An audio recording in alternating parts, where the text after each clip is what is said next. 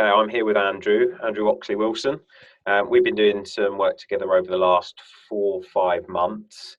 After me pestering him non-stop on LinkedIn to do some stuff together, he's been an absolute joy to work with. I just want to give you guys a bit of an idea of his journey so far, what we've done together, what we're looking to do together further, and just get his thoughts on what we've done. So, Andrew, if you could give us a bit of an introduction to yourself, why we started working together, and what kind of challenges you were facing before we did start doing some stuff together.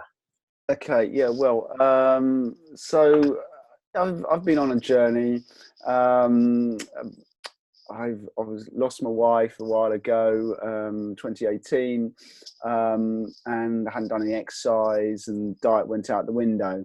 So early part of this year, I really wanted to get in control of that the diet. And then, as you said, well, when you started pestering me, I thought, yeah, this is a great idea to not just look at a bit of weight loss, but really look at toning up and really take care of myself.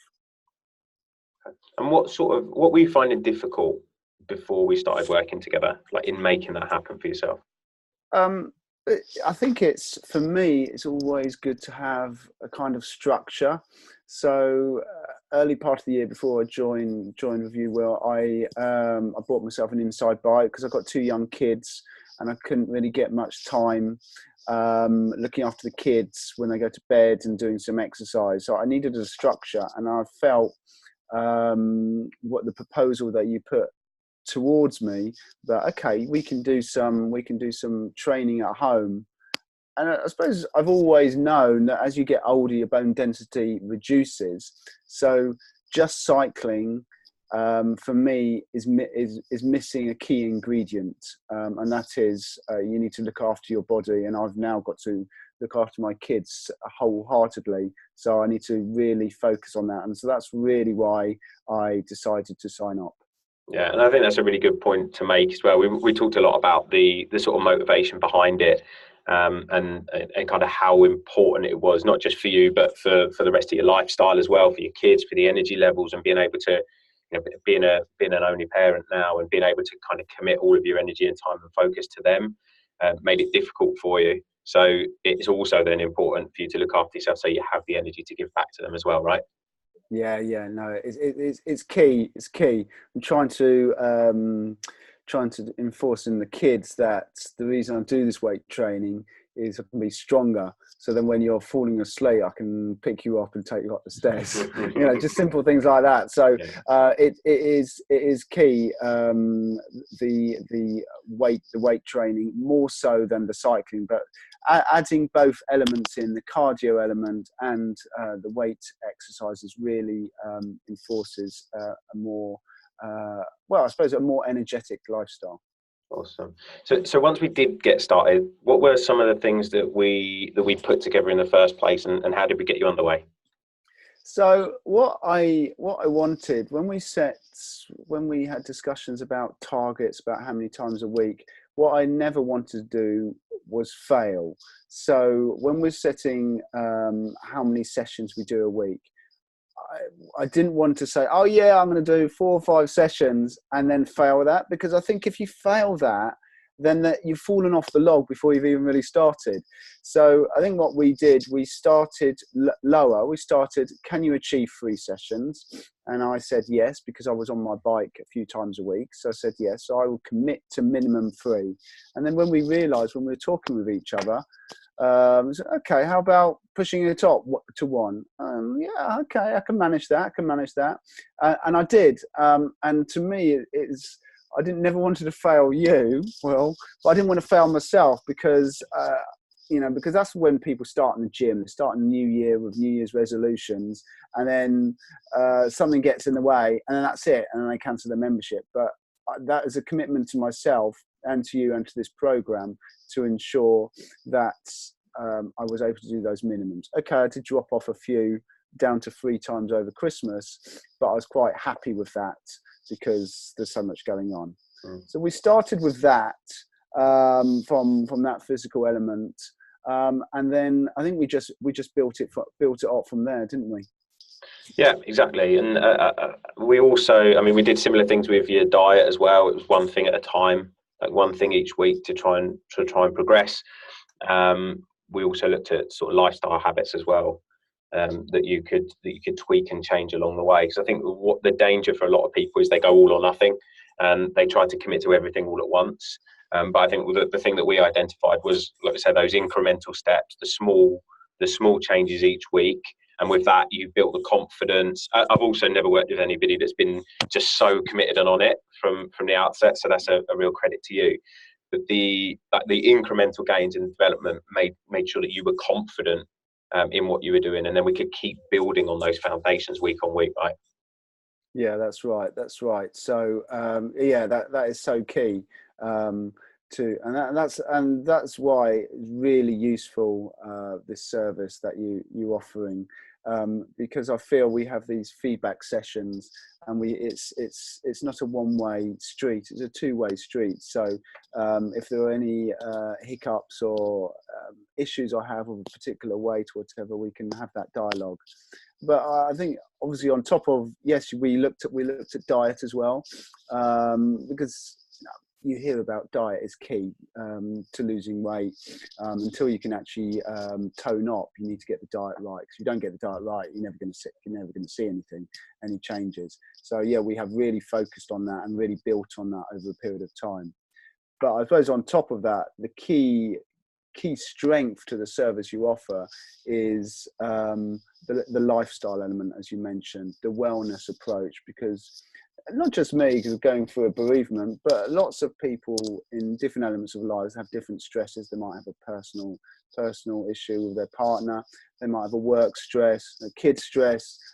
Everyone has different elements, and they need to manage that. And so therefore, focusing on wellness as part of the overall holistic approach to healthy eating, exercise, and mental health, as it's been in the news such a lot, is well, I've been selling about it with all my friends. It's so key, because if you don't look after that, then you won't be able to do the exercise, you won't do the diet, you go out and you'll have those fry-ups, you have those chocolate bars.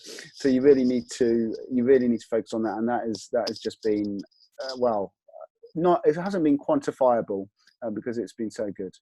Awesome, awesome. So on that, like, what kind of results and skills do you feel that you've learned and implemented through the process?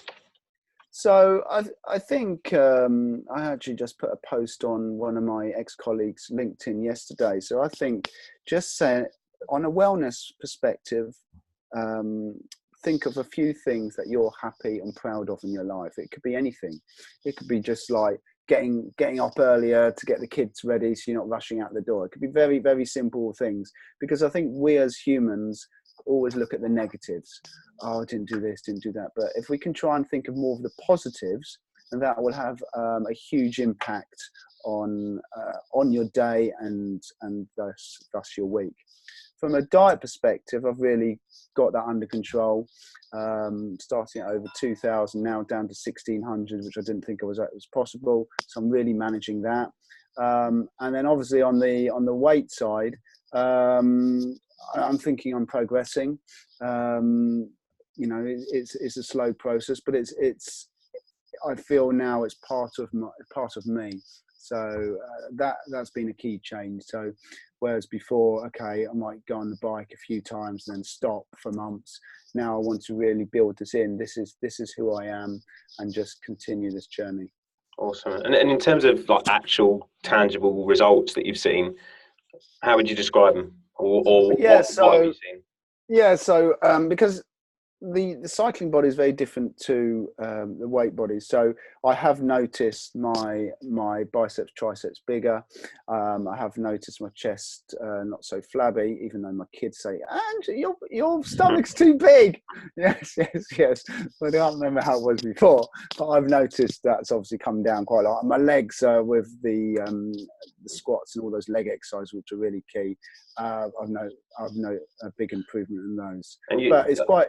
you fitted into, there were some texts over a few days where you're talking like new shirt and jeans Oh, and I things like know. that as well, right? Yeah, I went down from a 16-inch collar shirt to a 15-inch collar, slim fit shirts, now not regular fits, trousers from 34 plus to slim fit 30, maybe even 28 coming. So huge.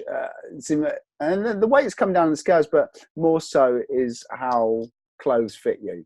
I think that's the key change with any plan, is to see how they fit you and how you look in them.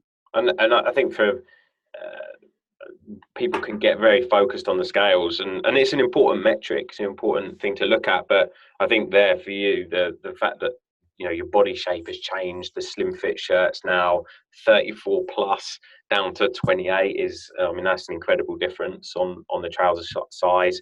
You had some metrics from your recent health test as well at work. Is that right? Where everything had gone down, all your risk categories are now like completely down and nullified and low. Is that right?